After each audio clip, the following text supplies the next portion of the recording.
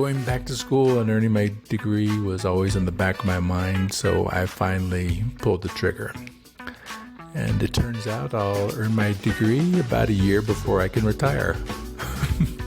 Hello, you are listening to the Late Bloomer Living podcast, where we are reimagining and redefining what it means to be in midlife, where we are gathering energy, momentum, and excitement for our next chapter via candid conversations with other midlifers about their own pivots, pitfalls, and triumphs. I'm Yvonne Marchese, your host, and I'm so happy you're here. Hello, my friend. Welcome to the last episode of season 1. Oh my goodness. I have a treat for you. When I was thinking about how to wrap up the first season, I knew I wanted to do something special for you. I thought about it for a while, and then I got an idea that just tickled me, and I hope you will love it. I reached out to a few of my guests from early in the life of this podcast and asked them to send me a short recording to give us an update on their lives since they first sat down to chat with me. So this is officially a Where Are They Now episode. Ta-da! Anyway, as I'm recording this, I'm sitting in an empty house.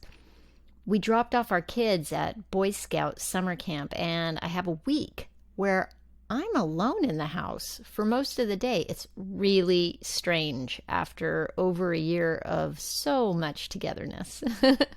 Kind of wonderful, and at the same time, it has me thinking that I'm not so far from this becoming my normal. My oldest is a senior in high school. My youngest is going to be a freshman. Honestly, it's kind of blowing my mind. Speaking of having my mind blown, yeah, the last episode of season 1, it seems like yesterday that I was shaking in my boots as I recorded episode 1. I'm taking a little time off to regroup, enjoy summer, and very soon I'll be heading out west to see my family. I'll be gone for about 3 weeks, and we'll be back to launch season 2 on September 8th. So, this milestone naturally has me thinking about endings and beginnings. I'm thinking about everything I've learned as I've been doing this podcast for just over a year. You know, when you come to the end of something, I think there's a natural tendency to pass judgment on it.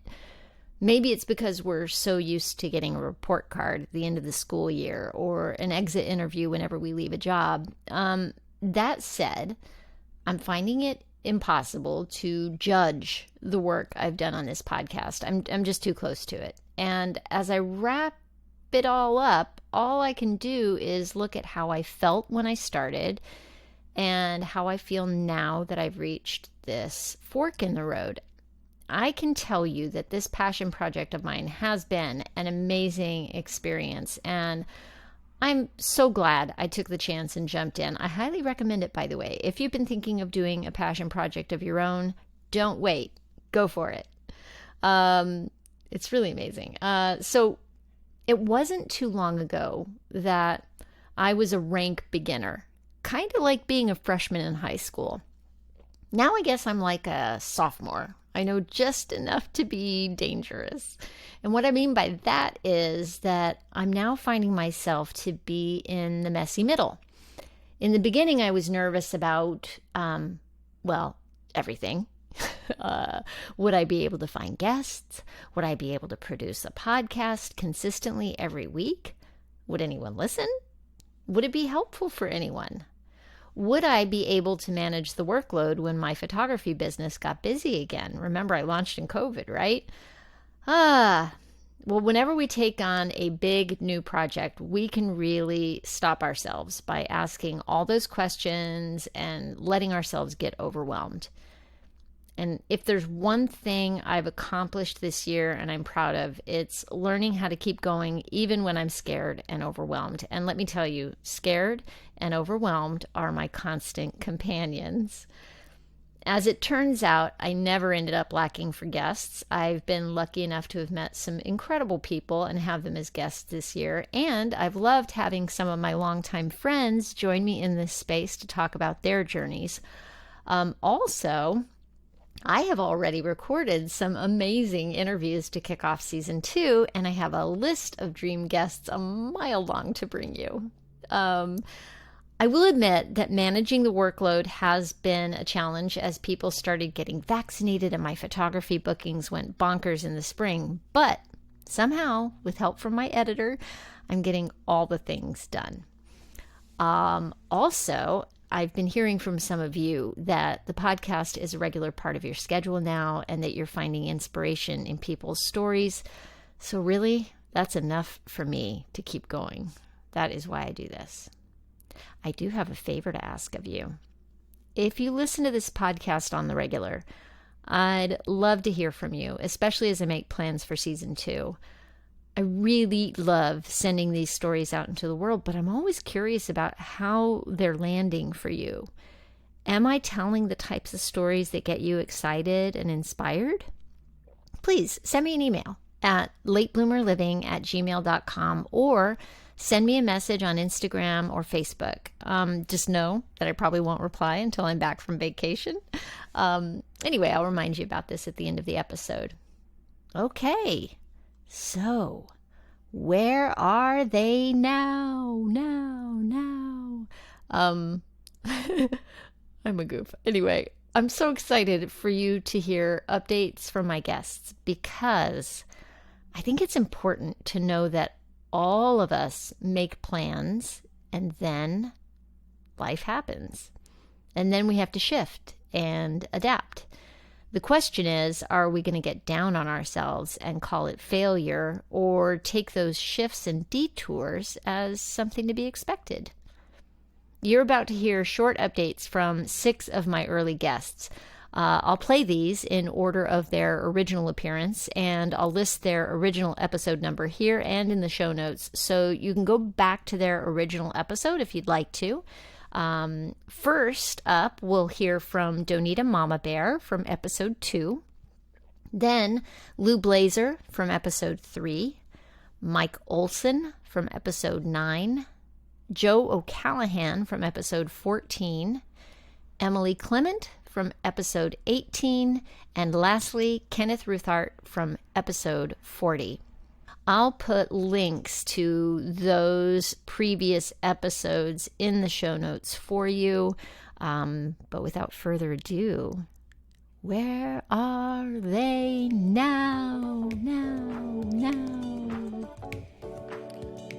Well, hi, this is Donita Mama Bear, and I just wanted to thank Yvonne for having me give my update in her podcast. And I just wanted to say kudos to you, Yvonne, for such a fantastic job with what you've done with your podcast. It's amazing, and I'm proud to be a part of it in a very small way. If I sound like I'm whispering, it's because it's 1:25 a.m. and I'm standing on my back porch, and that's part of my update. I didn't do what I was going to do at all. I was going to continue my survivor education with survivors, and I was going to promote my book and all sorts of great ideas I had. And then I can't really tell you what happened. I just woke up one day and said, yeah, this is not it. And I went into my creative gut and decided to follow my gut and do art. By art, I mean I have been doing pieces of art for survivors or anyone who wants to have a piece of artwork done. Mostly mosaic. I usually will take something that's meaningful to that person and somehow create a piece of art around it. A lot of times it's a momentum that is a physical object that's maybe been cracked or broken, and I'm able to turn it into something pretty fantastic. But before that happened, I really just did some soul searching for a while, and I thought, I can't be true to anybody else. I can't teach a course or write more books or do anything until I'm true to me. And I realized that my strength lies in artistically portraying people's stories. So that is what I do. I am so excited about doing art with people, doing things that really bring out the best in everybody involved. I also started a project that I am doing, a chakra project, which is basically I am doing this giant project that allows me to understand my chakras and the chakra system.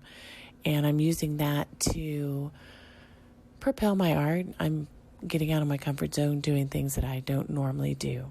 So I think that's pretty fun. And then I am also considering doing a few new projects that I'm not ready to really give away yet. But one pivotal turn was our family had a situation where I've been gone and dealing with that for about 6 weeks. And what I come to notice is that sometimes what seems like holding you back is really taking you forward. And I feel like we hear that all the time. But it's true. I mean, this last 2 years the last 5 years has been very challenging for me. And I look forward tomorrow and every day with a new step and a new attitude and a new way to go. So I always look to you, Yvonne, because you are my joy, my light. You always make me feel like I actually have my act together, which, it was so cute. I have to tell this story. I was moving my mom recently, and my yearbook fell out of my box, and it opened up to the page in 8th grade that Yvonne had signed to me about what kind of year she had had and what kind of things she hoped the future would hold. So we were in 9th grade, and our 9th grade high school was at the middle school. So we didn't go to high school until our sophomore year.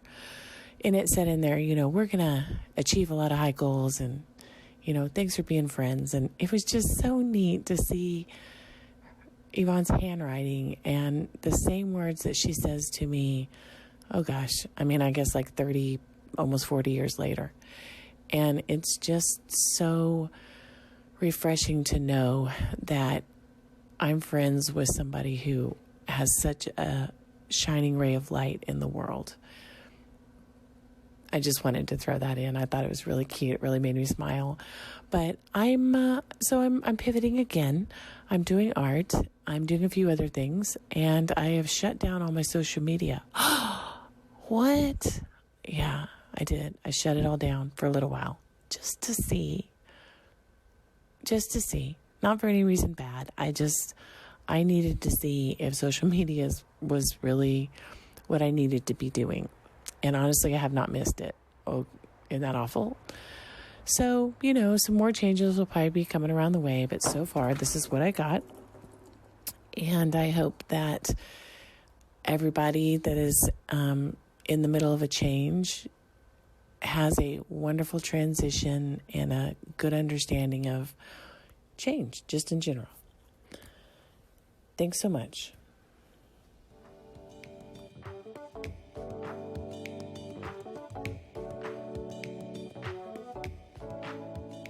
First off, Yvonne, high five on the conclusion of season 1 of Late Bloomer Living. As a podcaster myself, I know the work involved to be able to consistently produce a show. And I want to thank you so much for allowing me to celebrate this important milestone with you. So when we last talked for the Late Bloomer Living podcast, the world was shutting down and everybody was sheltering in place. We were all learning about social distancing and getting used to wearing masks and fumbling our way through Zoom calls. And look at us now. experts. We are all experts in all of these things.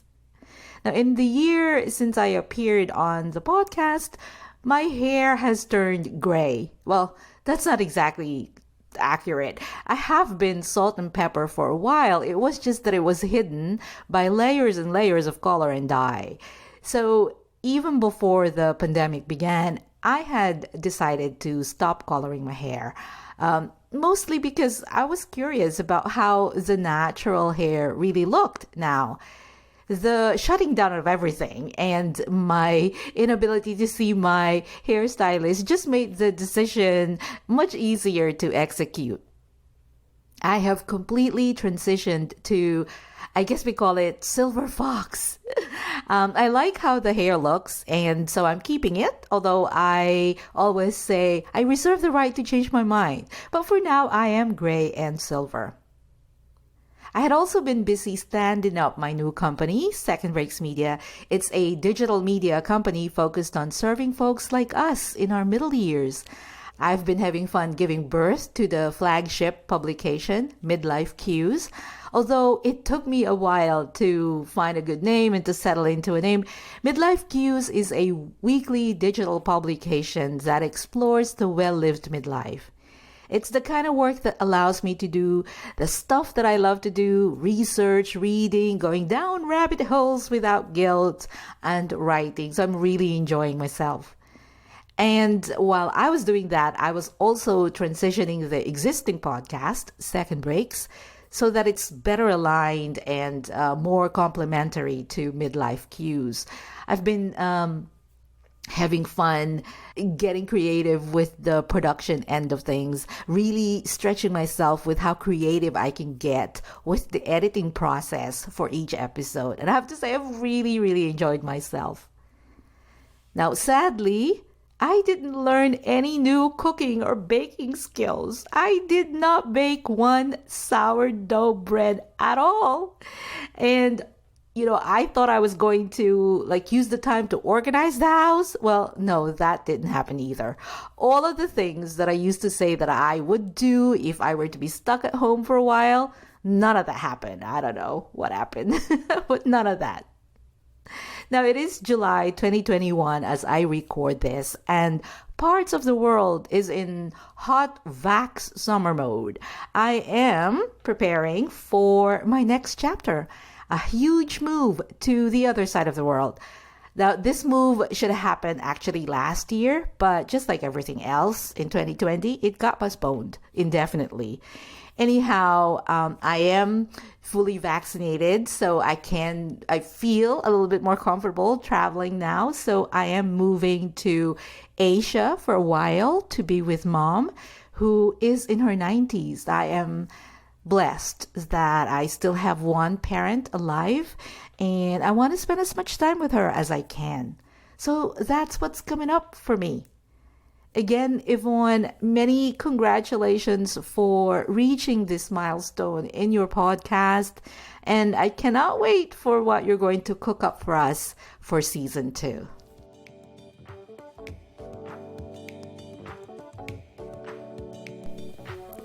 Hey Yvonne, it's been a really productive year since you and I got a chance to chat. I have had an opportunity to finish both my studies in hypnotherapy and as a death doula, and I've had a chance to practice both of those now. I've been primarily helping friends and family on both of those fronts because I still need to keep the day job while I'm building both of those practices.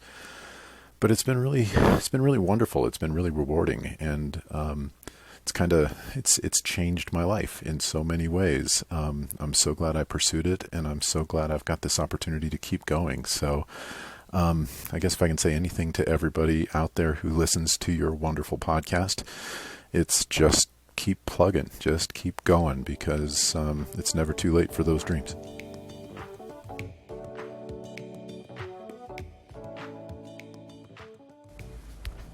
Hi, Yvonne. Joe Callahan here.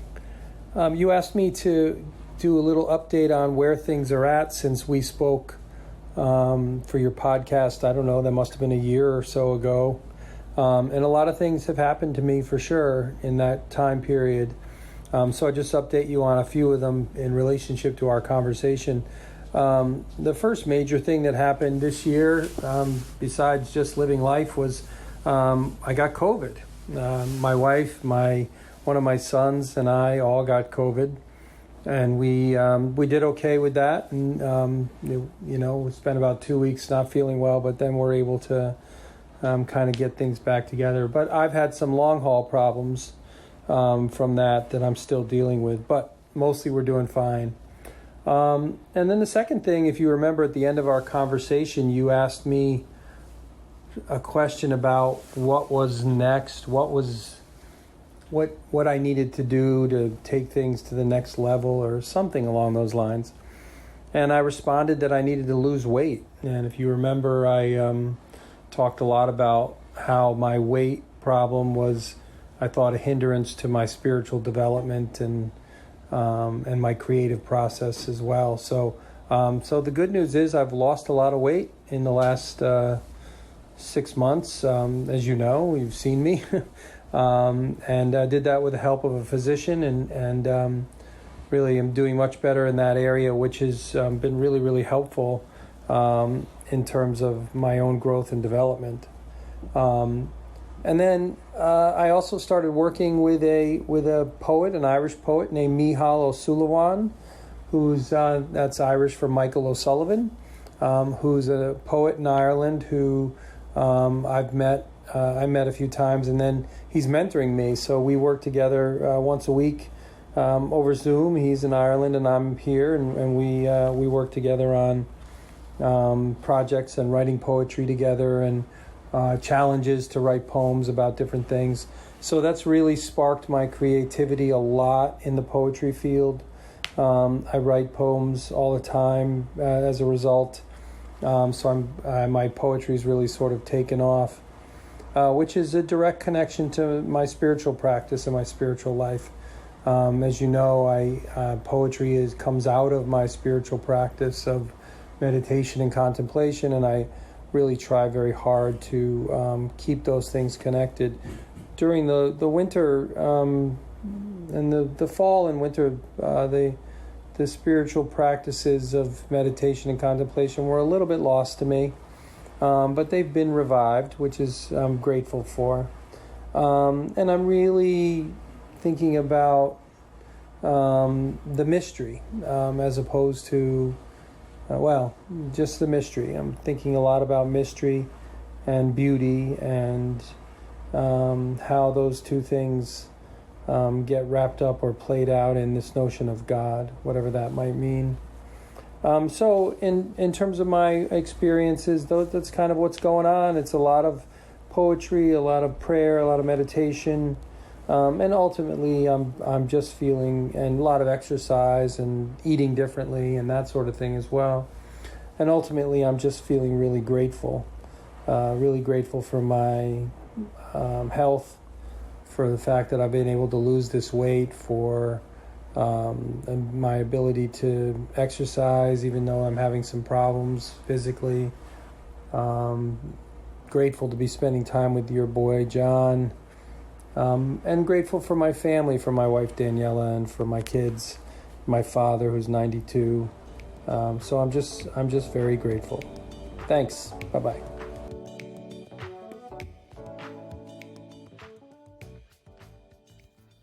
Hey, it's Emily Clement, life coach and speaker. Just to recap, I sold my house and everything I own in the fall of 2019 so I could hit the road and travel for 2020. Specifically, speaking gigs, visiting family and friends, growing my audience organically, making new connections, exploring new communities. Didn't happen, right? 2020, none of that happened. So what I did after, I really had a fabulous experience, quite honestly. Spent some time in Charleston, South Carolina, made it down to Fort Myers, Florida in March 2020, got quote unquote stuck in Fort Myers till July. And I drove back up to New England with my tail between my legs because I didn't have a house or a coffee pot or a place to go. So I was able to find a housemate situation in Kennebunk, Maine. I've never lived in Maine. This was fun and exciting. And it has been absolutely amazing. I'm at the ocean twice a day with my dog Tootsie. I joined the Chamber of Commerce and have been attending live networking events and building relationships there. I joined a gym and I've been offering workshops online and live there. Got a few new social acquaintances, some friends, and it has been amazing. But the thing is I have a 1-year lease and it's coming up on, Labor Day, and I don't have the next plan. Just to let you know, I am an uptight, anal retentive, type A, gritty organizer and planner. I like to micromanage process and outcome. That has backfired. So what I am trying to do now is to be in a position of allowing and receiving. I am defining what I would love, what type of community, what type of housing situation, what type of experience I'll have, and handing it over to this universal life force about how that will happen. My job is to define what. The rest is up to the universe about how that's going to happen. But very quickly, standing at the ocean every day, I like to stand at the shore and pray or meditate, talking to God versus listening, I suppose, to just really be in a place of allowing and receiving. And so when I stand there, it was a couple months ago, I had this powerful epiphany as the tide was coming in. I cannot micromanage the tide, that process or the outcome of how those waves are coming into the shore. Instead, that is the magnetic pole of the moon and the earth, and that is what's happening. That's what's making this phenomenon happening. And so when I was standing there, the first time I had this epiphany, it was like, oh, look at that. I don't need to micromanage the waves. They are coming to me on their time and on their terms. And so it has been a big shift for me to shift from micromanaging to a place of allowing and receiving. So this is the thing. I'm getting clear about what I would like my next experience to look like, but the how is not up to me. So I am working or releasing, I guess, to that place of micromanaging to allowing and receiving. And I have no idea. What's that old Spin the Bottle song? Where it stops, nobody knows.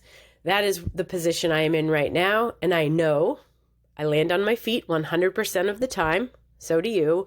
And I know this universal life energy, the universe, God, whatever languaging you use, always provides. My highest good is the universal life energy's highest good. I am in a position to receive love, kindness, joy, adventure, goodness, wholeness, and it is not up to me to hold on to that plan with a death grip, but instead to be in a position of allowing and receiving. So where she stops, nobody knows. Hello, everyone. Well, I'm not flying cargo planes, but things have changed. I moved to Ruidoso, New Mexico, a small tourist town in the mountains about 3 hours south of Albuquerque. So, how did I get here? Well, I lived in Albuquerque for 15 years, mainly to be near my mom and help her out. Last year, she was 92 and passed away. A week later, I was ready to put my house on the market and go someplace new. We came close to moving to Portland, but that didn't work out at the last minute, and we decided it might not be the best idea to move in the middle of a pandemic. So the idea of moving was there, just not yet. Then a couple months ago, my tribe, the Mescalero Apache, offered me a job that runs until December of 2022, and I took it. Everything happened quickly, and I'm happy to be home and help my people where I can. The vibe is different from when I left in 2003. It's more friendly, positive, and there's a lot of potential just underneath the surface. There's still a mountain of social problems, but it's different, and I want to be a part of it. So I'm looking forward to seeing how this hand plays out. As for acting, I pushed the pause button. This year started out great. I had 4 or 5 auditions in February, all for larger roles, and my sides were 3 to 5 pages, and only one was a local production. Unfortunately, none of them panned out, and it's been pretty much crickets since then. It's a tough business, and I knew the odds were stacked against me, but I love acting, in particular theater. I still have my eye out when I'm driving around Ruidoso looking for a good venue to start a theater company. I'm also working on 2 Shakespeare monologues, just because. One is the opening scene of Richard III, Now is the Winter of Our Discontent, Made Glorious Summer by the Son of York. And the other one is Hamlet's advice to players. Speak the speech, I pray thee, as I pronounce it to you, trippingly on the tongue. I'm also working on a treatment for a half-hour dramedy about an Apache assassin who goes home for a job and stumbles into conspiracy. It's in the tone of Grosse Pointe Blank and HBO's Bill. I hired a writing coach, and I'm just about finished with the pilot and pitch that and see what happens. But wait, that's not all. I went back to school a couple years ago, and I'm working on my degree in business management. And if all goes to plan, I'll graduate when I turn 55 next year. So I went to college right after high school, and I had a blast. It was like being at camp. I've never been to camp, but I imagine that's what it was like. I had the best time and made the dean's list my first year. Not that one, the other one, where the dean sends you a letter and says you need to take a break. My parents were not pleased, and I was off the payroll. Going back to school and earning my degree was always in the back of my mind, so I finally pulled the trigger. And it turns out I'll earn my degree about a year before I can retire. I have a lot of other things I want to do and I'm working on. And even though I'm probably going to live to 100, it feels like I'm on the clock. So I'm going to do as much as I can, as soon as I can, because you only go around once. All right. See ya. I find it interesting that just about all my guests have had to adjust their plans this year. After all, maybe it's time to look at our plans and goals and see if they still fit since the last time we declared them as a goal. I'm not the same person I was last year when I started this podcast, so the goals I set then might not be the best fit anymore. How's your follow-through going? Did you write down goals? Have you been working on those goals? Did you lose the piece of paper you wrote them down on? Can you find another piece of paper? Do you find yourself getting frustrated that you haven't reached your goals? I do. Maybe it's because your goals are based on something that you don't actually have control over. After all, the goals we set are arbitrary. I want to lose this many pounds. I want to make this much money. Sometimes we set goals that are ridiculously hard to achieve, and sometimes we set goals that don't make us stretch at all because we have limited belief in our abilities. Goals are great as a way to set the GPS, as a point of measurement, but we shouldn't beat ourselves up over missed goals. The real magic lies in setting our commitments and following through on what we committed to. What are you willing to do to reach your goals? What are you committed to? That's something I am interested in exploring in season 2 for sure. Okay, I think it's time to wrap this up. Here's your reminder to please, please, please send me some feedback. You can answer one or more of the following questions. Number 1, if you're a regular listener, why do you tune in every week? I'd love to know. Number 2, what do you think I could do better? Number 3, would you be interested in episodes that are more focused on hearing from people who have particular expertise around money, health, exercise? I usually focus on people's personal stories of their own transformations instead of talking about their expertise. But if you'd like to see me broaden the conversation to include those kinds of things, I'd love to know. And lastly, is there someone you know of or have heard of that you think would be a good guest?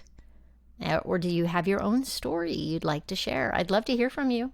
So you can email me again at latebloomerliving@gmail.com or send me a message on Instagram or Facebook. I'll get back to you as soon as I can when I'm back from vacation in early September. Thank you for listening. I can't wait to get going on season 2 on September 8th. And in the meantime, remember, we may be late bloomers, but it's never too late. Stay safe and well. Talk soon.